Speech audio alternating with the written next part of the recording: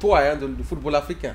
Ah oui, il faut le dire quand même, hein, après assez notamment tant de suspense, Ouais. finalement c'est l'international marocain hein, qui a été sacré meilleur joueur africain, Achraf Hakimi, hein, notamment c'était lors de la soirée de remise officielle hein, du Ballon d'Or africain en présence d'une panoplie hein, d'invités du monde du sport, notamment le football.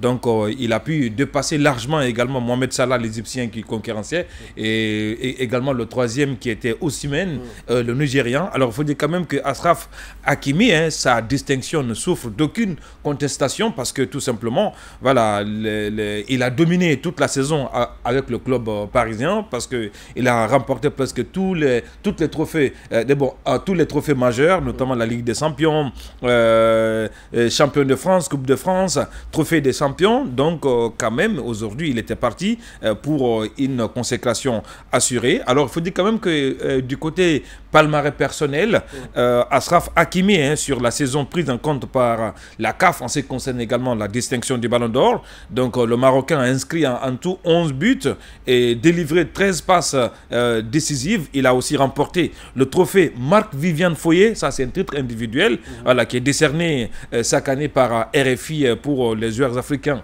évoluant dans le championnat français. Donc il s'est aussi également distingué comme étant le joueur africain évoluant en Europe le plus performant. Donc on n'est pas surpris que Achraf Hakimi puisse être désigné le meilleur joueur africain, mais quand même c'est une année de consécration pour le football marocain parce que en plus de Achraf Hakimi, il y a aussi le gardien Yassine Bounou du Maroc qui a été désigné également meilleur gardien africain de l'année. Et aussi sur le plan continental, deux Marocains se sont partagés le titre de meilleur joueur africain sur le continent, notamment c'est El Adani qui a été désigné et puis Odman, tous ont été distingués également meilleurs joueurs du continent africain. Donc il faut dire quand même que voilà, le football, comme on le dit, ce n'est pas d'improvisation. Quand vous investissez, vous avez les résultats. Donc le Maroc s'est hissé sur le toit du football africain cette année. Oui, et justement parce que quand même il faut rappeler que Hakimi, en tout cas, s'est montré très performant hein, durant ces dernières saisons